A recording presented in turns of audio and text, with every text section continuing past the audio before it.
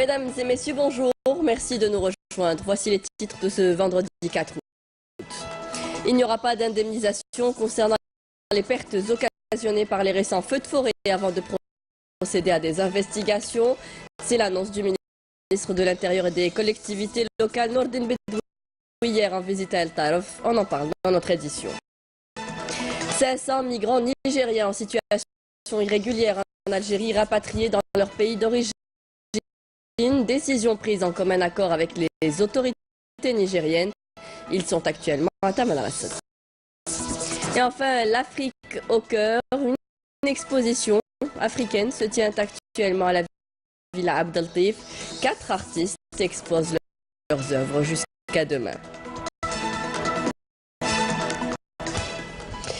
Les feux de forêt, on en parle depuis quelques jours. Plus de 150 incendies se sont déclarés dans plusieurs wilayas du pays en l'espace de 2 jours.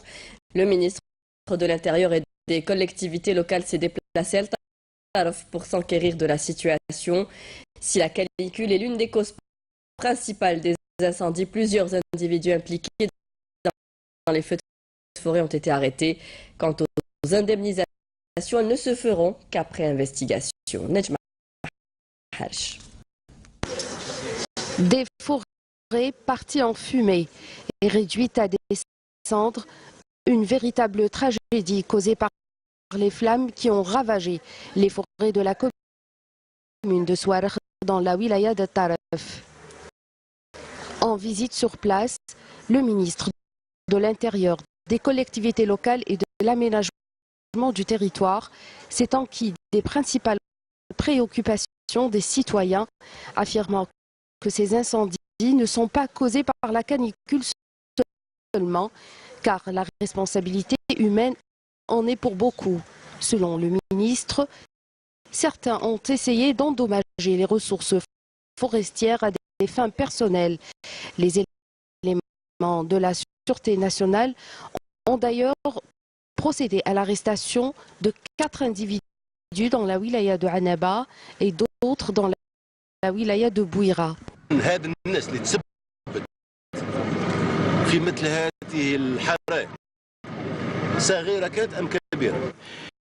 Les individus ayant causé ces incendies seront traduits devant la justice.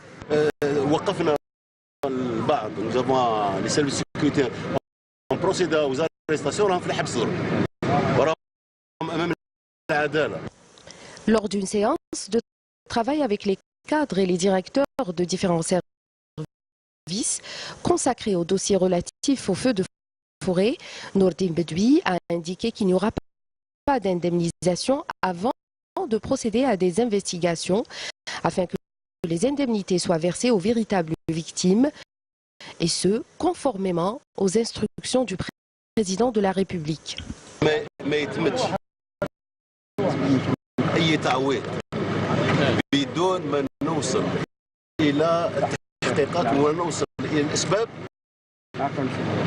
Aucune indemnisation ne sera versée aux véritables victimes avant la fin de l'enquête qui déterminera les causes réelles des incendies. Car certains individus ont volontairement mis le feu pour profiter de la situation.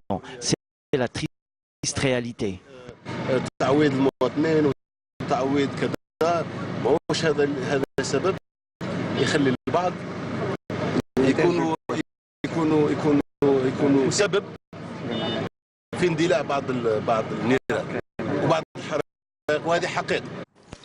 À cette occasion, le ministre de l'Intérieur a affirmé qu'une nouvelle cellule anti-incendie de la protection civile sera mise en place dans la commune d'Oumtaboul.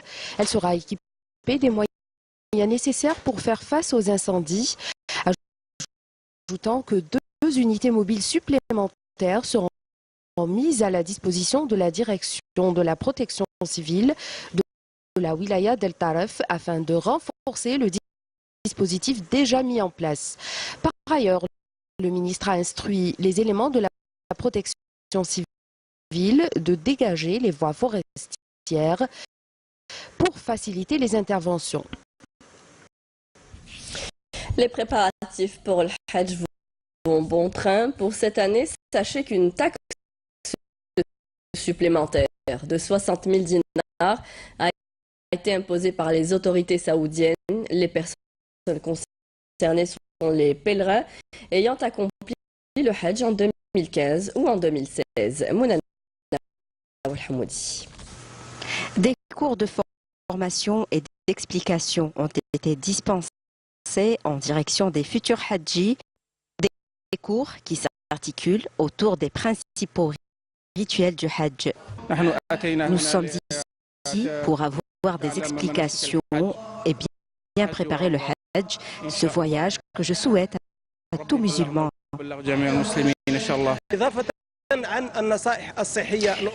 Nous avons conseillé aux futurs Hajjis d'éviter de s'exposer longtemps au soleil, d'autant que la saison du Hajj sera marquée cette année par une forte chaleur.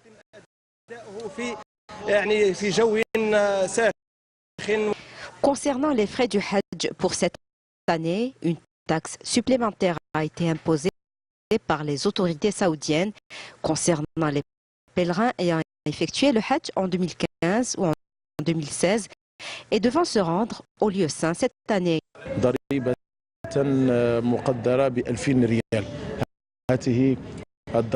Une taxe de 60 000 dinars, soit 6 millions de centimes, a été imposée dernièrement par les autorités saoudiennes et concernera les pèlerins qui se sont rendus au lieu saint 3 années consécutives, à savoir en 2014, en 2015 et en 2016, et devront s'y rendre cette année.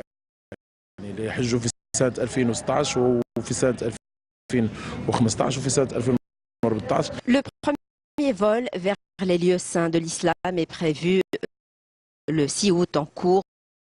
Le ministre des Affaires religieuses et des Waqf a affirmé avoir déployé d'importants moyens en vue de mener à bien la saison du Hajj 2017.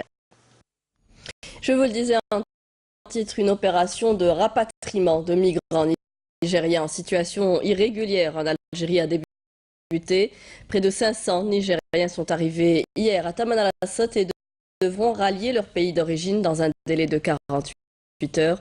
Ils sont actuellement pris en charge au niveau du centre d'hébergement de Tamanrasset où tous les moyens sont consacrés pour un bon accueil. Badia Marni. C'est hier au milieu de la journée qu'environ 500 ressortissants nigériens sont arrivés au centre d'hébergement de Tamanrasset à bord des 13 bus mis à leur disposition par l'entreprise de transport des voyageurs Centre. À partir d'ici, ces ressortissants en situation irrégulière seront transférés vers leur pays d'origine. Toutes les conditions d'hébergement, de restauration sont assurées pour ces ressortissants africains. العملية هذه تدخل في إطار الترحيل الإنساني الذي أقرته السلطات الجزائرية باتفاق مع السلطات النيجيرية. Cette opération s'inscrit dans le cadre d'un transfert humanitaire décidé par les autorités algériennes en commun accord avec les autorités nigériennes. Aujourd'hui, nous avons accueilli une caravane composée de 500 ressortissants nigériens. Le voyage s'est déroulé dans de bonnes conditions. Tous les moyens sont consacrés par l'Algérie en termes d'accompagnement d'Alger vers Tamanrasset. الدولة الجزائرية فيما يخص مرافقة والعمل الإنساني الدؤوب من الجزائر إلى تمرست كان جيد جدا. La sécurité est assurée au niveau du centre d'hébergement. Notre mission est sécuritaire, mais elle ne se départit pas de l'aspect humain. Ici, nous assurons tous les moyens de repos en termes de restauration, d'hébergement et de transport. Cette opération, supervisée par les autorités civiles et militaires de la wilaya de Tamanrasset, a connu une parfaite organisation avec une bonne répartition des agents et cadres au niveau de ce centre d'hébergement. À cet endroit, les ressortissants Nigériens ne dépasseront pas les 48 heures avant d'être transférés dans leur pays d'origine, soit le temps de finaliser les procédures administratives avec le consul du Niger à Tamanrasset.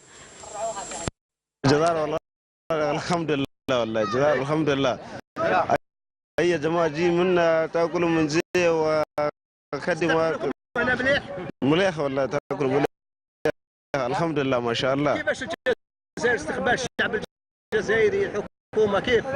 الجزائر الحكومه الجزائر مليحه والله تاكل الجماعه منزل مليحه ما فيش مشكله. Et le voyage c'était bon? C'est bon. On vous a accueilli très bien ici à Tamanrasset? Très bien ici. Le transfert de ces ressortissants nigériens en coordination avec les autorités de leur pays d'origine se fait dans le cadre d'un traitement humanitaire de cette cause qui risque de se transformer en commerce juteux. La région d'El-Oued ambitionne de développer le secteur touristique. Pas mal d'infrastructures ont commencé à s'implanter à Oued Souf et Oued Rir. Plus d'une vingtaine de projets touristiques ont été approuvés dans la wilaya. La ville tente de faire aussi peau neuve et rénove ces vieilles bâtisses classées patrimoine national. Région touristique par excellence, Oued Souf et Oued Rir ont été dernièrement dotés d'importantes structures hôtelières à même d'offrir aux visiteurs des prestations de services de haute qualité.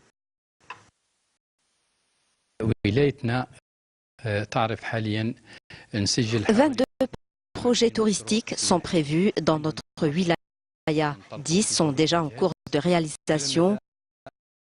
Prochainement, 2000 lits seront mis en exploitation, en plus des 1200 lits dont dispose déjà notre wilaya.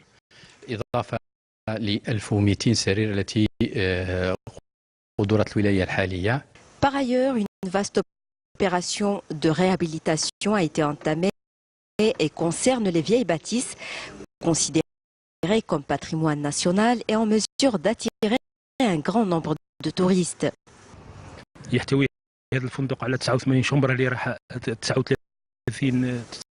Cet hôtel compte 89 chambres qui feront l'objet de réhabilitation et de modernisation. L'hôtel a une capacité d'accueil de 182 lits. Ce projet constitue un véritable challenge pour nous car nous accueillons beaucoup de touristes tunisiens. D'ailleurs, nous avons 2 à 3 rotations par semaine.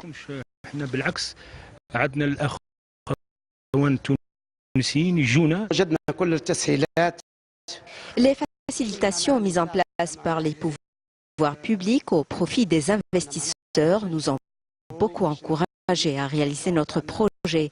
Récemment, nous avons obtenu le permis d'exploitation par la direction du tourisme de la wilaya de l'Oued. De par ses nombreuses potentialités, l'Oued est considérée comme l'une des plus importantes destinations touristiques en Algérie. Des potentialités qui doivent être mises en valeur par les autorités à travers notamment l'encouragement des investissements privés. Le match Algérie-Libye pour le compte des éliminatoires du championnat d'Afrique des Nations 2018 des joueurs locaux est prévu pour le samedi 12 août. Une délégation de la FAF s'est déplacée à Constantine pour inspecter les installations prévues pour le match officiel. Nassima Imloul. Une délégation de la FAF composée de Jahid Zvizef, vice-président de la FAF et président de la commission des finances, Hakim Bedden, coordinateur des sélections nationales, et Mohamed Saad, secrétaire général de la FAF, s'est rendu mercredi au stade Shahid Hamlaoui à Constantine et a inspecté les installations prévues pour le match officiel entre les sélections locales d'Algérie et de Libye, comptant pour les éliminatoires du championnat d'Afrique des Nations 2018.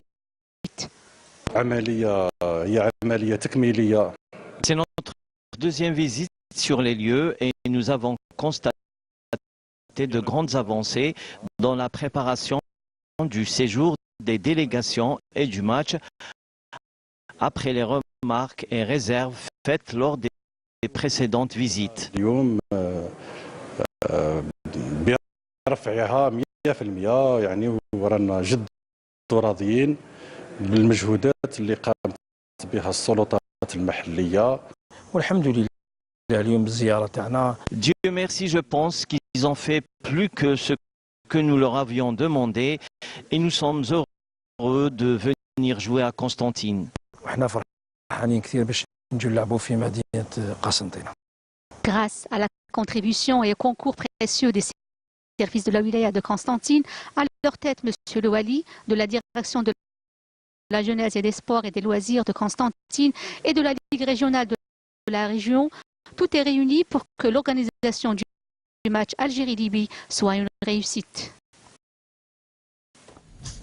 Les mondiaux 2017 d'athlétisme démarrent en fanfare ce vendredi à Londres. La légende du sprint, Usain Bolt, prendra sa retraite à l'issue de ces Jeux. Quant à la sélection algérienne, elle est composée de 8 athlètes. Toufir Marloufi sera le grand absent. Il a déclaré forfait pour cause de blessure. Les regards seront tout de même braqués sur Borada qui a pris sa 5e place aux Jeux Olympiques de Rio. Reste celui qui peut bousculer la hiérarchie mondiale et aller taquiner les ténors pour se frayer une place sur le podium, a déclaré l'instance fédérale.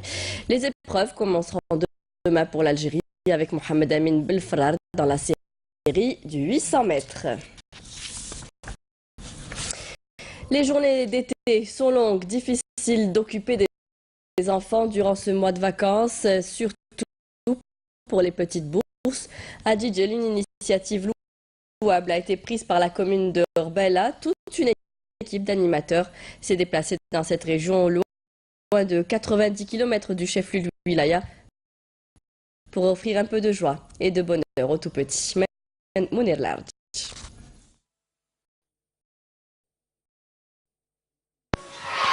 Ce sont les rires de joie des petits-enfants qui viennent rompre le silence des longues après-midi d'été à la commune de Rbala sur les hauteurs de Djidjel.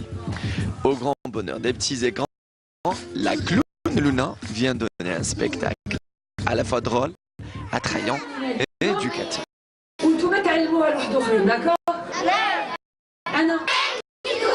En voici deux. L'annulaire, le réculaire.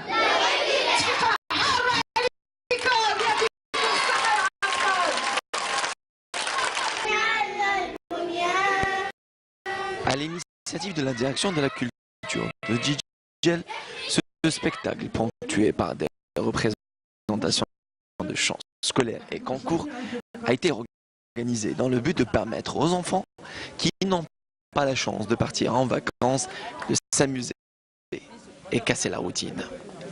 Aujourd'hui, nous sommes dans la commune d'Arbela, une commune lointaine de 90 km du chef-lieu de Wilaya. Nous sommes là en présence de toute une équipe, de tout un groupe de travail pour donner du bonheur aux enfants de cette région, avec un programme d'animation très riche. Alhamdoulilah, comme vous voyez, les enfants sont très heureux, sont émerveillés de voir, je pourrais dire pour la première fois, un spectacle clownesque.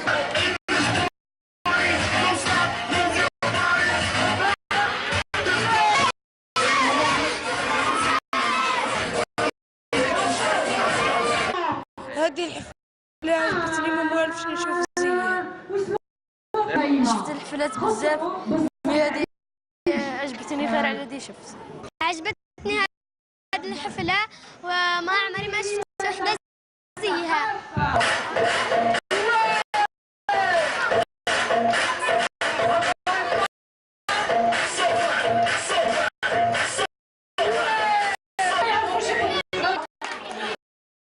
يا أطفال قبل ما نروحوا للعبة واحدة أخرى أنا نحب كي نروح لكاش بلاصة يا أطفال. Histoire, belle ou ailleurs, les rides d'enfants n'ont pas de prix. Il faudrait les préserver à tout prix.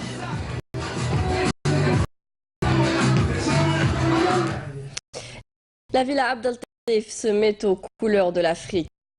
Un vernissage s'y tient actuellement sous le titre L'Afrique au cœur.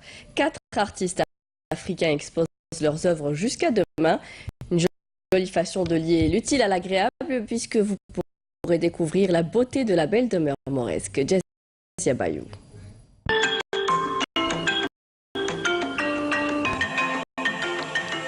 L'Afrique au cœur. C'est autour de ce slogan que 4 plasticiens africains se sont réunis en Algérie pour exposer leurs toiles aux couleurs africaines.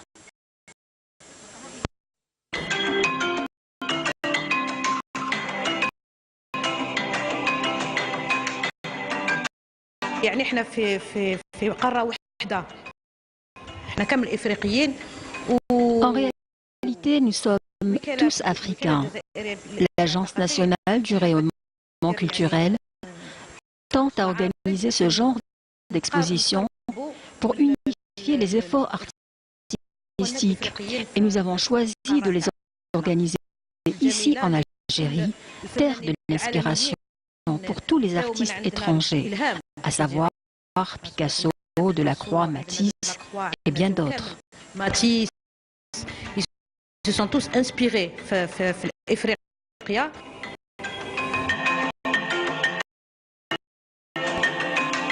Cette exposition qui se déroule à la maison Abdel Taif se terminera demain. Les visiteurs qui s'y rendront pourront apprécier les œuvres des 4 artistes africains, des œuvres aux couleurs vives de l'Afrique, berceau de l'humanité. C'est la fin de ce journal. Merci à vous tous de nous avoir prêté attention. Ce soir, vous retrouverez Amina Zahouf pour le journal de 19h. Très bon vendredi à tous. Au revoir.